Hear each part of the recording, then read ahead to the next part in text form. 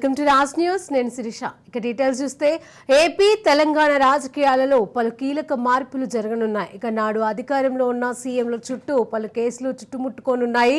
నాడు అధికారంలో ఉన్నాం కదా, ఏం చేసినా కూడా చెల్లుతుందనే భావనతోనే జగన్, కేసీఆర్ పిల్లికళ్ళు మూసుకొని పాలు తాగిన చందాన తప్పులు చేసుకుంటూనే వెళ్లారు. నాడు నియంతృత్వ ధోరణితో తీసుకున్న తొందరపాటు నిర్ణయాలు కేసుల రూపంలో శాపాలై చుట్టుకుంటున్నాయి. ఇక శాసనసభలో ప్రతిపక్ష నేతలను అంచనా వేయడంలో ఈ ఇద్దరు ఫెయిల్ అయ్యారు. ఇక ఎవరినైతే తక్కువ అంచనా వేసి తిరిగి వారి అధికారంలోకి రావడం అని భావించాలో వాళ్ళే ముఖ్యమంత్రి పీఠం అధిరోహించి ఈ మాజీల గుండెలో రైలు పరిగెత్తిస్తున్నారు. చూస్తే తెలుగు రాష్ట్ర రాజకీయాల్లో చాలా మార్పులు కనిపిస్తాయి. గతంలో ఒక విధి విధానాలు అలాగే సైద్ధాంతిక నిబద్ధతతో సాగినటువంటి రాజకీయ వ్యవహారాలన్నీ కూడా రాజకీయ కక్షపూరిత వాతావరణంలో సాగుతున్నటువంటి పరిస్థితులు ఉభయ రాష్ట్రాల్లో మనకి కనిపిస్తున్నాయి. ఇటు తెలంగాణ అయినా అటు ఆంధ్రప్రదేశ్ అయినా రాజకీయ కక్షలు, ప్రత్యర్థుల మీద దాడులు, ప్రతిదాడులు, కేసులు, వేధింపులు ఇలాంటి వాతావరణం గడిచినటువంటి దశాబ్ద కాలంగా మనకి చాలా స్పష్టంగా కనిపిస్తోంది. యాదృచ్ఛికంగా జరిగిన ప్రస్తుతం రెండు రాష్ట్రాల్లో కూడా ప్రభుత్వాలు మారినటువంటి తీరు కానీ అధికారంలోకి వచ్చినటువంటి వ్యక్తులు కానీ ఎటువైపు నుంచి చూసినా రెండింటికి పరస్పరమైనటువంటి ఒక అవినాభావ సంబంధం కనిపిస్తూ ఉంటుంది. రెండు చోట్ల పోలికలు కూడా కనిపిస్తూ ఉంటాయి. మొదటిగా తెలంగాణకు సంబంధించినటువంటి విషయాలను తీసుకున్నట్లయితే కేసీఆర్ అధికారంలో ఉండగా అటు కాంగ్రెస్ పార్టీలో ఉన్నటువంటి నాయకులందరినీ అలాగే ఎమ్మెల్యేలను తన పార్టీలో చేర్చుకోవడం, వారందరూ లేదు అంటే రకరకాల బెదిరింపులకు పాల్పడడం వంటి కార్యక్రమాలు చేపట్టారు. ఇక అప్పట్లో చంద్రబాబు నాయుడు మీద ఓటుకు నోటు కేసు, దానికి సంబంధించి ఆ తర్వాత ఇప్పుడు ప్రస్తుత ముఖ్యమంత్రిగా ఉన్నటువంటి రేవంత్ రెడ్డిని ఈ కేసులో చేసినటువంటి వేధింపులు, అతన్ని ఇంటిలో ఒక శుభకార్యం జరుగుతున్నటువంటి సందర్భంలోనే అరెస్ట్ చేసినటువంటి తీరు, ఇవన్నీ కూడా గతంలో అందరం చూసాం. ఇక ప్రత్యర్థులు రాజకీయ మనుగడే లేకుండా చేయాలనేటువంటి తాపత్రయంతో కేసీఆర్ వేసినటువంటి అడుగులన్నీ మనకి స్పష్టంగా తెలుసు. ఆ తర్వాత కాలంలో ప్రభుత్వం మారింది. కేసీఆర్ విధి విధానాలు, ఆయన చూపించినటువంటి అహంకార ధోరణి అన్నింటినీ కూడా ప్రజలు సరైనటువంటి గుణపాఠం చెప్పారని అనుకోవచ్చు. ప్రభుత్వం మారింది, రేవంత్ రెడ్డి అధికారంలోకి వచ్చారు. ప్రస్తుతం బీఆర్ఎస్ నాయకులకు సంబంధించినటువంటి వాతావరణం కూడా ఇప్పుడు గతానికి ఏమాత్రం భిన్నంగా కనిపించడం లేదనేది వాస్తవం. కేసీఆర్ మీద కూడా ఇప్పుడు విద్యుత్కు సంబంధించినటువంటి అంశాలలో ఇచ్చినటువంటి నోటీసులు కానీ, ఆయన ఇచ్చినటువంటి సమాధానం, ఇతర అంశాల్లో కూడా అలాగే ఆ పార్టీకి సంబంధించినటువంటి ఇతర నాయకుల్ని ఆకర్షించే క్రమంలో చేస్తున్నటువంటి కేసులు కానీ లేదా బెదిరింపులు కానీ ఇంచుమించు గత ప్రభుత్వ హయాంలో జరిగినటువంటి వేధింపులకు ఏమాత్రం తీసుకునే విధంగానే జరుగుతున్నాయనేటువంటి అభిప్రాయం కూడా వ్యక్తమవుతోంది. ఓవరాల్గా చూసినప్పుడు రాజకీయ నేతల మీద పూర్తిగా ఆధిపత్య ధోరణి లేదా ఎదుటి వ్యక్తులను రకరకాల కారణాలతోటి తమకు లొంగిపోయేలా చేసేటువంటి ప్రయత్నాలు స్పష్టంగా కనిపిస్తున్నాయి. ఇక ఆంధ్రప్రదేశ్ విషయానికి వచ్చినట్లయితే ఇటీవలనే అక్కడ కూడా ప్రభుత్వం మారింది. 5 సంవత్సరాలుగా జగన్మోహన్ రెడ్డి అనుసరించినటువంటి విధానాలు, అంతకుముందు అధికారంలో ఉన్నటువంటి చంద్రబాబు నాయుడు ఇంచుమించు అలాంటి వాతావరణం కొంత ఉన్నప్పటికీ గడిచిన 5 సంవత్సరాల్లో జగన్మోహన్ రెడ్డి అనుసరించినటువంటి విధానాలైతే దానికి మించి పీక్స్కి వెళ్ళిపోయాయి.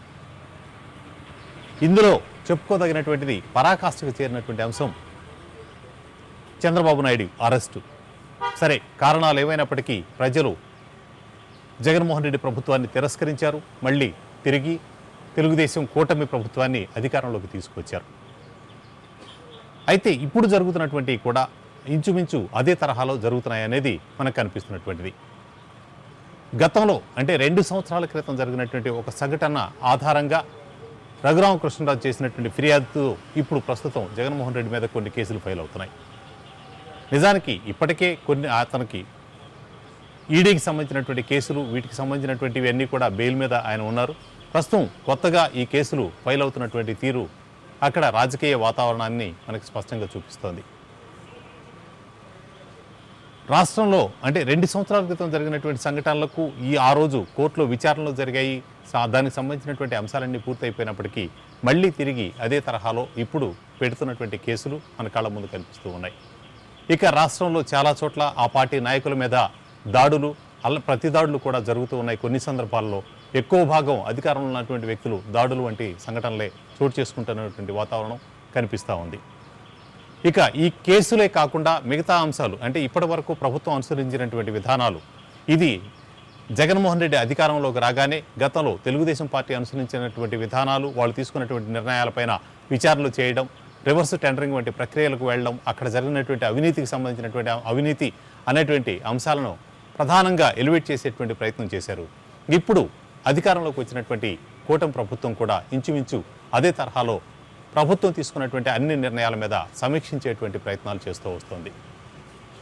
ఇక వీటిలో జరిగేటువంటి అవకతవకలు, వాటికి సంబంధించినటువంటి విధి విధానాలు, అక్కడ జరిగినటువంటి ప్రతి అంశాన్ని కూడా కేసుల రూపంలోటి నమోదు చేసేటువంటి అవకాశాలు ఎక్కువగా కనిపిస్తున్నాయి.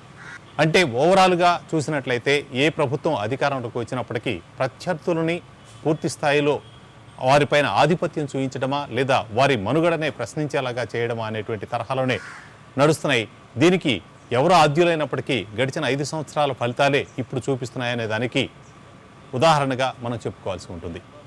మొత్తంగా గతంలో అంటే ఒక 2 దశాబ్దాలకు ముందు రాజకీయాలను కనుక చూస్తే ప్రత్యర్థులు ఎవరైనా విపక్షంలో ఉన్న అధికార పక్షంలో ఉన్నప్పటికీ వారు శాసనసభలో లేదా ప్రజా సమస్యలు చర్చించేప్పుడు, ప్రజలతో మమేకమైనప్పుడు లేదా విమర్శలు చేసుకునేప్పుడు రాజకీయపరమైనటువంటి అంశాలకే ప్రాధాన్యత ఇచ్చి పార్టీ నిబంధనలకు అనుగుణంగానో లేదా సైద్ధాంతికంగానో వారి వారి విధానాలను మాత్రమే ప్రజలకు చెప్పేటువంటి వాతావరణం నుంచి ప్రస్తుతం ప్రత్యర్థులకు సంబంధించినటువంటి విమర్శలే చేస్తూ వారిపైన తమ ఆధిపత్యాన్ని స్పష్టంగా చూపించేటువంటి ప్రయత్నం చేస్తూ వస్తున్నారనేది 2 తెలుగు రాష్ట్రాల్లో కనిపిస్తున్నటువంటి రాజకీయ వాతావరణం.